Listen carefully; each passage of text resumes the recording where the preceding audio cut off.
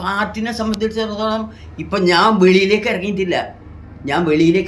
ഇപ്പം ഞങ്ങളെ നാട്ടിൽ ഏത് നിലയിലാണ് ഇത് കാണുന്നതെന്ന് ഞാൻ മനസ്സിലാക്കിയിട്ടില്ല.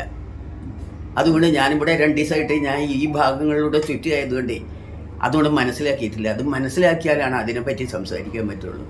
ഇത് രാഷ്ട്രീയത്തിൻ്റെ ചവിട്ടടിയാണോ അതോ ഒരു അടിച്ചമർത്തലാണോ എന്നുള്ളത് ശരിക്കും മനസ്സിലാക്കിയിട്ടില്ലേ. അപ്പോൾ അതുകൊണ്ടുള്ളൊരു വേദന ഉണ്ട് എനിക്ക്.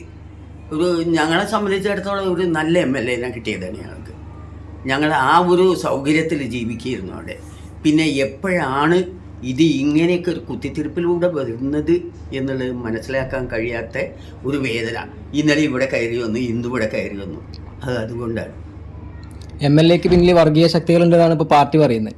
അതിനെക്കുറിച്ച് എന്താ പറയുള്ളത്? പാർട്ടി പറയുന്നത് MLAക്ക് പിന്നിൽ വർഗീയ ശക്തികളാണ് ഇതിനൊക്കെ പിന്നിൽ നിന്ന്. MLA അവരുടെ ചട്ടുകമാവണമെന്നാണ് പറയുന്നത് പാർട്ടി. ഇപ്പം ഇയാളെ ഏറ്റവും പ്രിയപ്പെട്ട ഒരു സഖാവുണ്ട്, അവൻ വരെ എതിർത്ത് സംസാരിച്ചുകൊണ്ട് അവൻ അവിടെ അതിൽ നടക്കുന്നു എന്ന് പറഞ്ഞ് ഞാൻ ഇന്നത് കേട്ടപ്പോൾ വളരെയധികം വേദന തോന്നുകയാണ് ഉണ്ടായത്. സഹിക്കാൻ വയ്യാത്തൊരു വേദന.